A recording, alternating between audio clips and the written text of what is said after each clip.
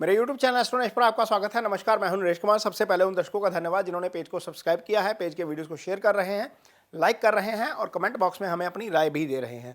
दोस्तों, आज बात करेंगे शनिदेव की। शनिदेव 4 नवंबर को मार्गी हो जाएंगे। ये 17 जून को वक्री हुए थे और लगभग 140 दिन का जो पीरियड है उसके बाद वो मार्गी अवस्था में आएंगे। वैसे तो ग्रहों का वक्री और मार्गी होना एक सामान्य घटना मानी जाती है साइंस के मुताबिक, लेकिन ज्योतिष में इसकी खास अहमियत है क्योंकि जो प्लैनेट वक्री होता है उसका चेष्टा बल बढ़ जाता है। बताते हैं कि एक्चुअली ऐसे होता क्यों है। ये ऐसी स्थिति होती है ग्रह की वक्र अवस्था में, जैसे लगता है कि ग्रह पीछे की तरफ आ रहा है, लेकिन वो एक्चुअल में पीछे की तरफ नहीं आ रहा होता।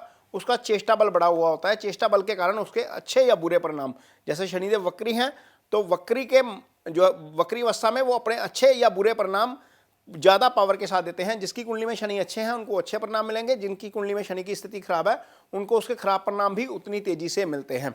तो आखिर ग्रह वक्री कैसे होता है? मान लीजिए आप कार चला रहे हैं और कार चलाते वक्त आपने एक्सीलेटर के ऊपर पूरा पैर रखा हुआ है, लेकिन आपने हैंड ब्रेक भी लगाई हुई है, तो इमेजिन करिए वो कार पूरी गति से नहीं जा पाएगी।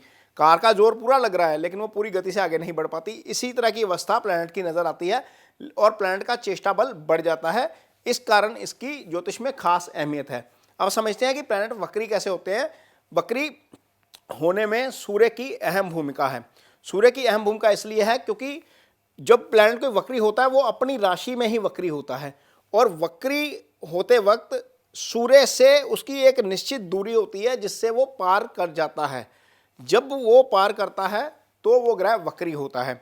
अब जब हम ज्योतिष पढ़ते हैं तो भूकेंद्रीय पद्धति के लिहाज से पढ़ते हैं। बुध की सूर्य से मैक्सिमम दूरी 27 डिग्री है और शुक्र की मैक्सिमम दूरी 47 डिग्री है। जब इस दूरी से ज़्यादा प्लैनेट आगे चला जाता है या सूर्य आगे चला जाता है इन दो प्लैनेट से, तो प्लैनेट्स वक्री हो जाते हैं।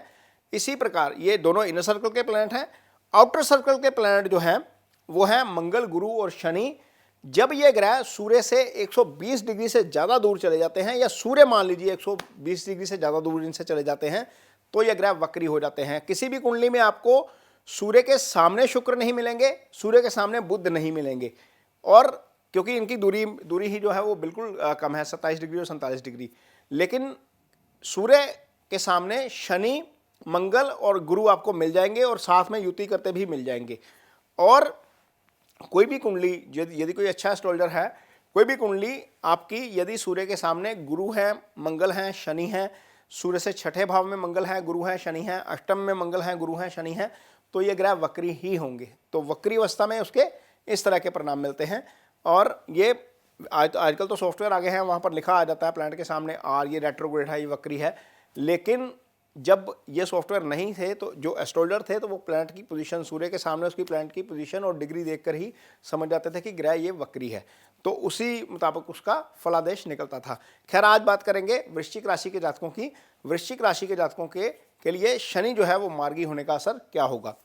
अब वृश्चिक राशि के जातक ऑलरेडी शनि की ढैया से गुजर रहे हैं, शनि चौथे भाव में है, तो बहुत सारे एस्ट्रोलॉजर बोलेंगे कि ये बहुत खराब है क्योंकि ढैया शनि की है, शनि के नाम पर काफ़ी डराया भी जाता है। तो बहुत सारे एस्ट्रोलॉजर हैं जो कह सकते हैं कि ये खराब है। लेकिन यदि आपकी कुंडली में शनि ने कुंभ राशि में जाकर अष्टक वर्गा एक चार्ट आता है, जब हम बर्थ चार्ट बनाते हैं तो एक अष्टक वर्गा चार्ट आता है, और शनि ने वहाँ पर कुंभ राशि में अच्छे मार्क्स दिए हुए हैं, मान लीजिए शनि के मार्क्स 5 हैं या 6 हैं, तो आपको इस गोचर में मार्गी और वक्री का कोई बहुत ज़्यादा फर्क नहीं पड़ेगा। शनि आपको अच्छे रिजल्ट ही देंगे। लेकिन यदि शनि के मार्क्स कम हैं, ढैया चल रही है, तो हो सकता है कि आपको उसका नुकसान हो जाए। क्या नुकसान हो सकता है, कहाँ बचना है, हम बचाव भी बताएंगे आपको, उसके उपाय भी बताएंगे। शनि जब चौथे भाव में है तो छठे को देखेंगे तीसरी दृष्टि से।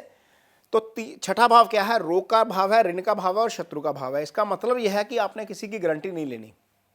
कोई दोस्त आपको बोले कि मैं कुछ लेने जा रहा हूँ, कुछ खरीदने जा रहा हूँ, आप साइन कर दीजिए, कुछ कर दीजिए, कोई गारंटी ले लीजिए।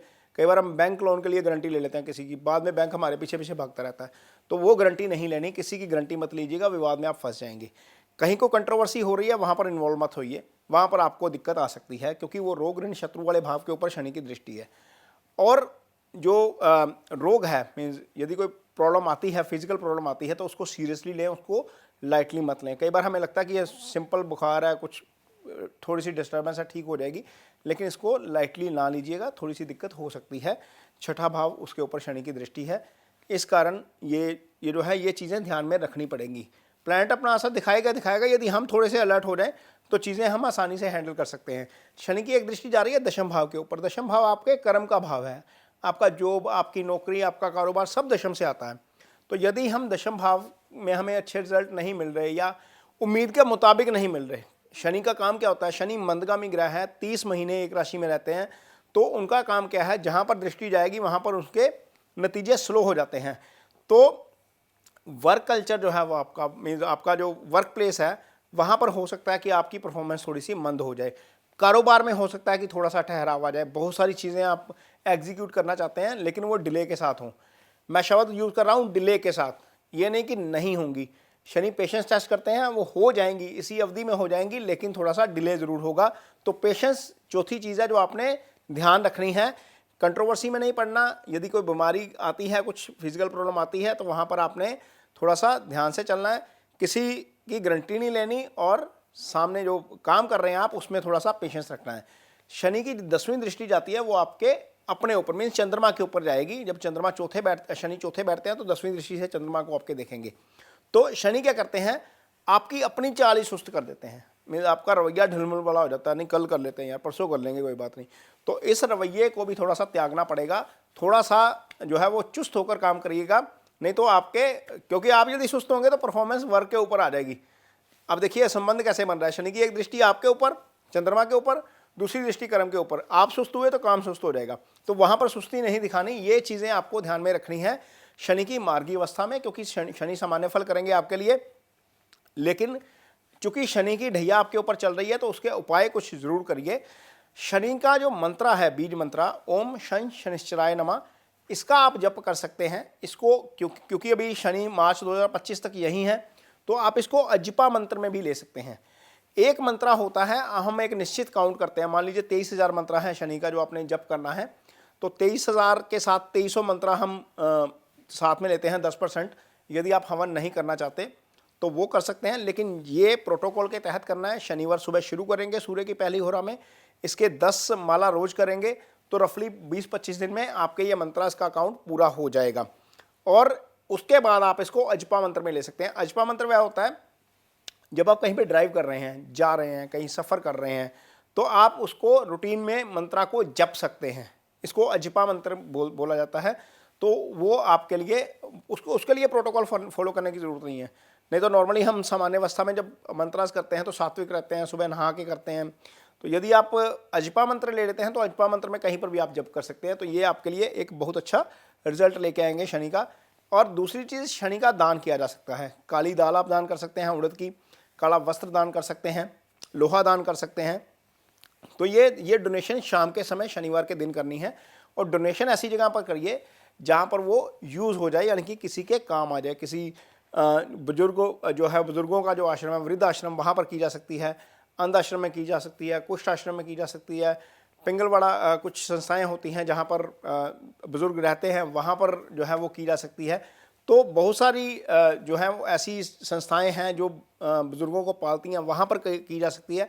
लेकिन मेक इट श्योर कि वो काम आ जाए। आपका दान काम ज़रूर आना चाहिए, तब आपको दान लगता है।